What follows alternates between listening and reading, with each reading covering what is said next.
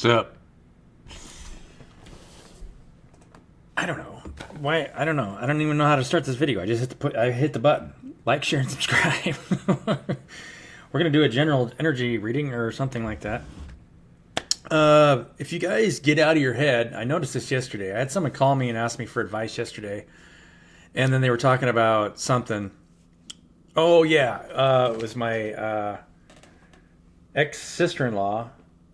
And she was talking about how, because she'd been married several times, and she learned that, and she realized that she was just trying to like coax people in with food. And it was like, and it just came out. It was just like, well, yeah, if you're attracting someone with food, and that's what you're attracting, an animal, right? An animal is attracted to food. Or if you just, out of pure attraction, right? If you're just, you see it a lot, right? I mean, pornography is a really good example, right? Pure attraction. And more males are more subject to visual images than women are, generally speaking. I mean, that's just because, and this isn't like a standard, but generally speaking, men are attracted to the body, like the visual aspect of reality, where women are attracted to the way something makes them feel, right, energetically. That's why women are a lot more in touch with their feelings and their emotions, have much higher, on average, emotional intelligence, are able to tell a lot better where what's coming at them and why, right? So, yeah, interesting. So, if you feel like you're trying to attract people with looks or what you can cook, then you're always going to fall into a trap. You don't want to attract somebody who's concerned only about the way you look or what you can make for them, or right, purely animalistic. It's just a feeding energy, right? That's just advice for any of you getting involved with a relationship in any way. Make sure you're not getting into it and doing things to try and pull someone in because of, created aspects of yourself, right? Someone should just love you just because you're you, right? The soul, the infinite version of you, the infinite potential of what you are. And be not attached to what you look like or what kind of food you can cook or any of that stuff, right? That's not something that we ever want to be attached to when it comes to our relationships. Love people unconditionally. Yeah. And this comes back to me every time I do run cards. It's almost like I am creating the cards that come out. Do you guys ever feel like that? Are the messages I'm telling you guys have anything to do with what you need to hear? Or, because it's almost like the cards are just, doing what I'm telling them to do. Or maybe I'm giving you guys messages that you need to hear and the cards are just responding. I don't know. What do you guys think? This, tarot card reading thing is kind of interesting.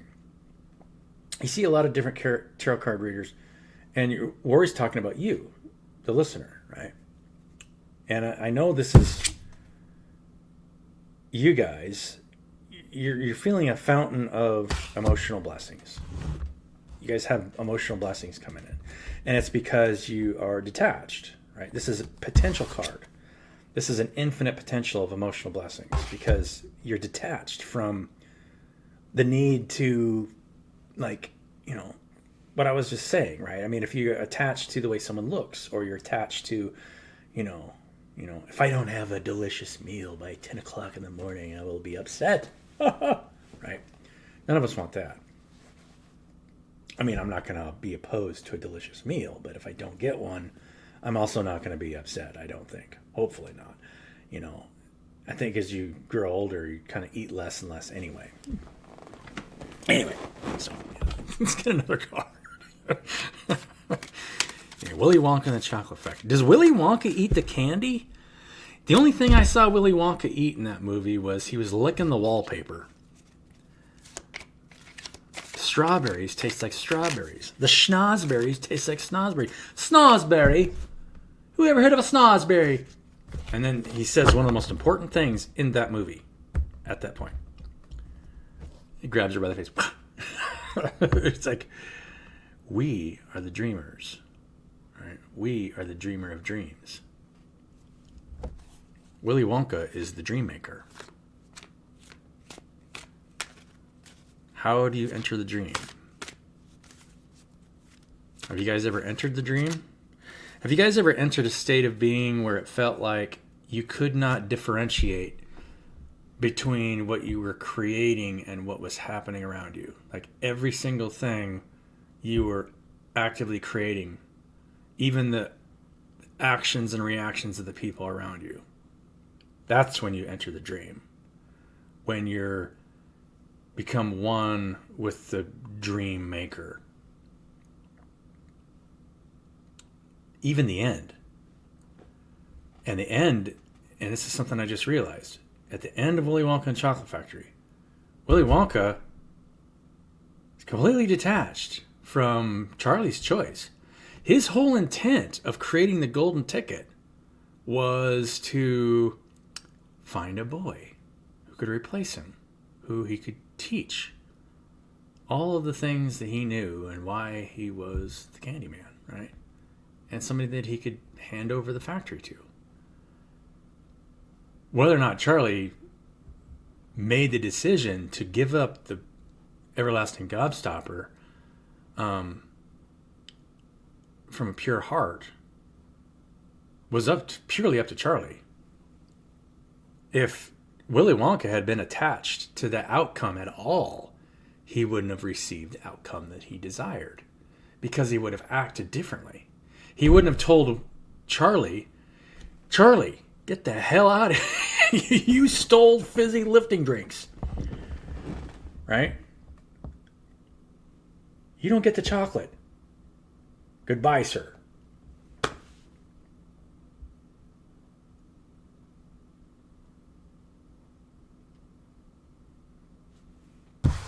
Detachment from the outcome.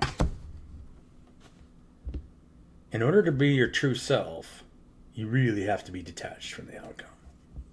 Right? Otherwise, your true self will never come out. You're constantly trying to manipulate the emotional state of the people around you. That's the last thing you want. You need to tell them the truth. You are the dream maker. You are the dreamer of dreams.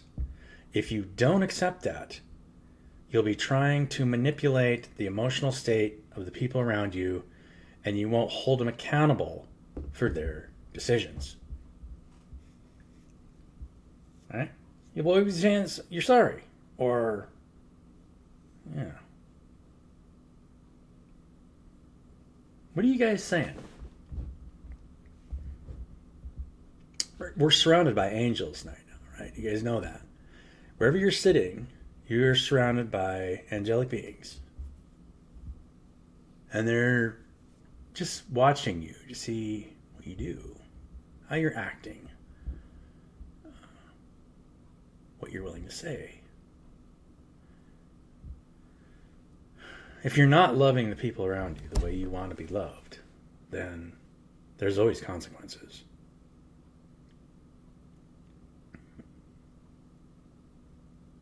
I mean, Charlie screwed up in the factory, right? He stole the fizzy lifting drinks.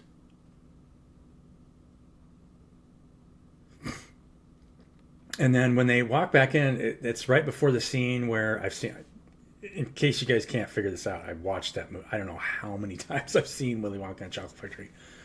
I don't even remember the first time I saw it. I was probably, 5 years old, because it's a movie from the early 70s. What is it, 73? 1970? Now we gotta look it up. It doesn't matter. Because when you'll notice that Willy Wonka really doesn't pay attention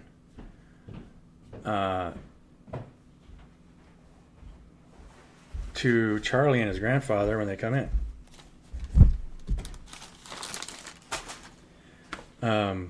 Thanks, Dad.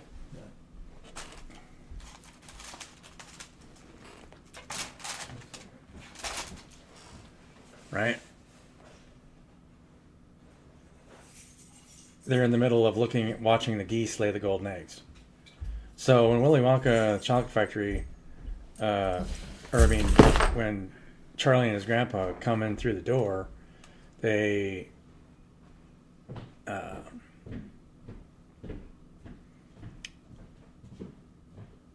don't admit that they'd stole fizzy lifting drinks, right?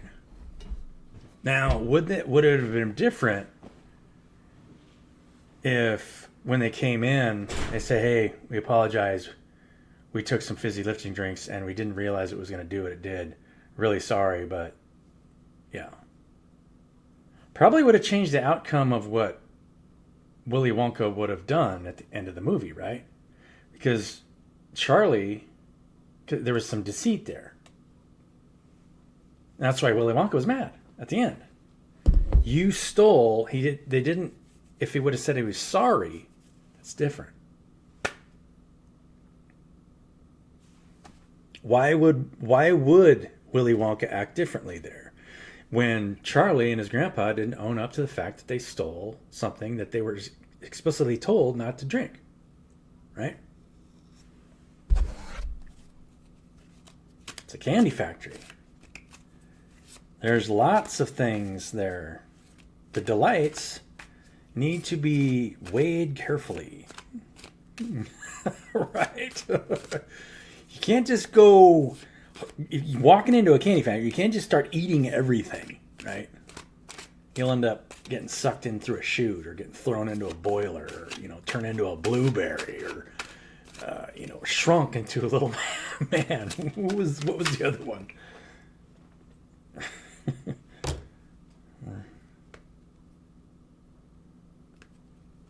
Two of Pentacles. What was the other one? Oh, and thrown into a garbage chute for trying to take all the golden eggs. Who would want all the geese, right? Greed, gluttony, self-loathing, all kinds of stuff, right? Bad habits, the chewing the gum thing, right? Violet just snatched it out of Willy Wonka's hand. I wouldn't do that. And he kind of had a little smirk on his face, remember? I wouldn't do that. Oh, I don't care. Blah, she just throws it in her mouth. And then he just rolls his eyes and sits down and waits for the inevitability. Bad decisions. I love that movie. In case you guys couldn't tell, I love that movie so much. I already talked about the boat scene in another. Yeah. There's a tower associated with the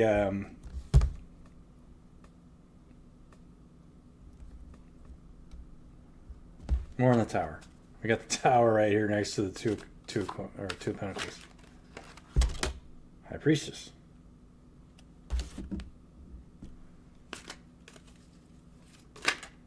Death. Dying to an old part of yourself, right?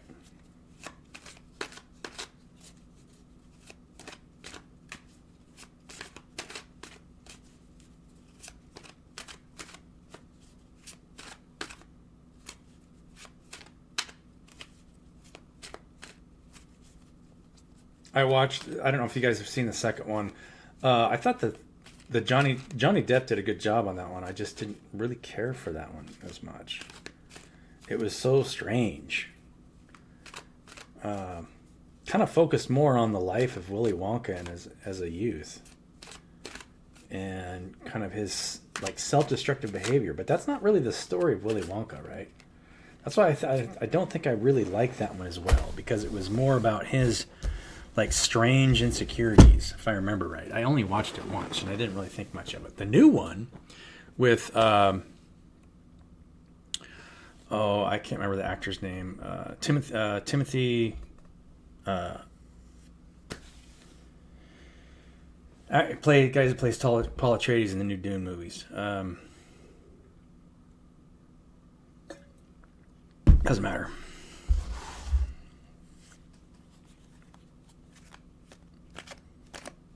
This is an awakening. You guys are going through an awakening. You're having a tower moment because of your High Priestess and your ability to see into the veil and are dying to old parts of yourself. Taking time to think about what you're going to do next. 3 wands.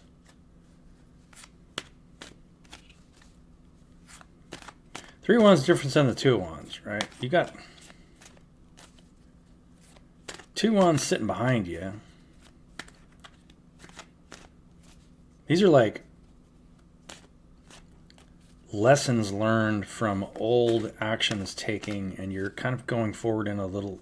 There's more glowing golden light here, right? You're benefiting from the road traveled.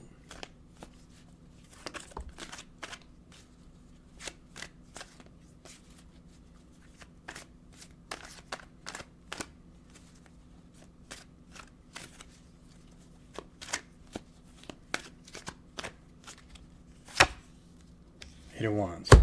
Fast-moving energy. What are you guys creating? What are you doing?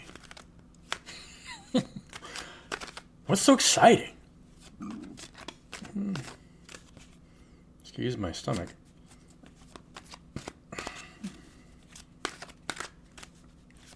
One more card, and then we're going to get the animal card. We got to figure out what the animals are telling us, right? The animals will tell us everything.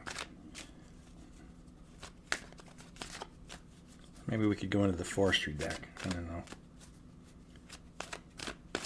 Depending on this next card, we got. What are we seeing? Pentacles.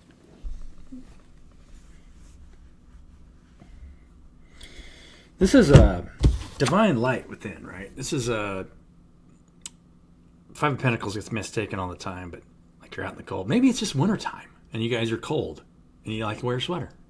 But you're being guided by divine providence here. What do the animal cards say? What do the animals have to say? Let's shuffle them first. Animals feel like they need to be shuffled. I don't know. Don't ask me. I'm just the medium here. I'm just the guy just trying to enlighten the situation. Maybe it's something you guys want to hear. I don't know. What does the Candyman say? Candyman can. The Candyman can, 'cause he mixes it with love and makes the world taste good. Candyman can, 'cause he thinks it should.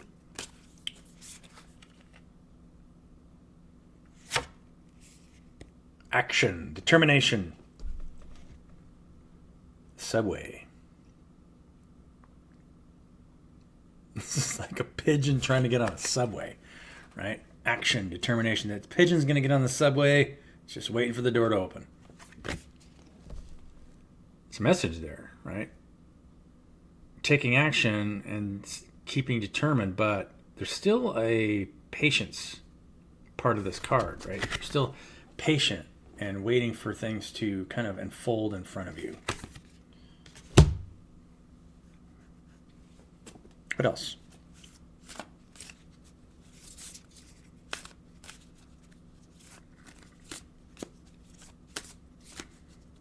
What do our magical animals want us to hear? Cause and effect, rule of law. Again, same one we got last time.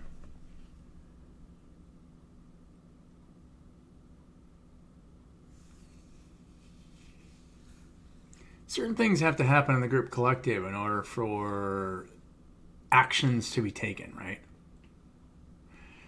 People feel like that in order for certain things to happen, people have to get to a place of surrender, right? And say, okay, I'm done trying. What I'm doing isn't working. Please, God, show me the way, right? And get connected to your higher self. And only when you surrender will you start and let go of fear and attachment to some kind of outcome will you enter and pierce the veil, right?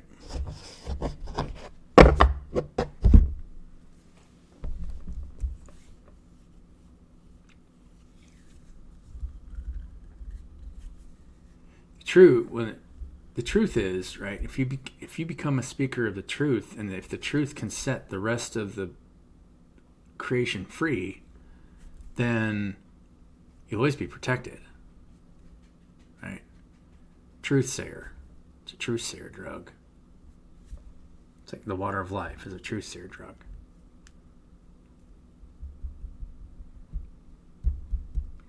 Creation becomes a lot funner, right? You're actively co-creating with the world around you, instead of feeling like you're being victimized by somebody else's actions. Anytime you feel like you're being victimized by somebody else's actions, you're not co-creating in any way, right? You feel like a ping pong ball. You're in a lower energetic state.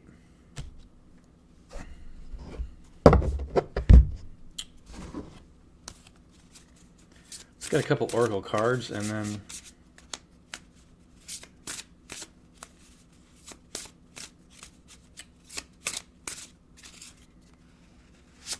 take these two. Before I show you these cards, I would like you to think about what you think these cards are. What do you believe? Your intuition will tell you what you need to hear. You ready?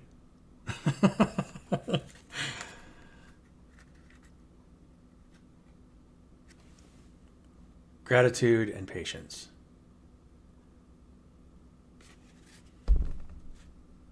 Be grateful and be patient. That doesn't mean you don't take action. You just have to be patient, right? Maybe there's something you're waiting to manifest. Be like the pigeon. Wait for the door to open. But the pigeon isn't sitting on his butt, right? The pigeon's dancing back and forth. Right? They're ready to take action when he needs it. And he's probably grateful for the experience, right? I mean, look at all these people standing around him. He's probably got as much food as he wants to eat. People that get in on a subway, they're probably eating hot dogs, hamburgers, stuff's falling on the ground. So the pigeon's just kind of eating what it can, and just waiting for the door open because the pigeon's waiting to go to probably the food court, if I were to guess, right? The pigeon wants to go to the food court. Yeah. Be grateful. Be patient. Love you guys. Have a beautiful day. And I'll catch you on the next one.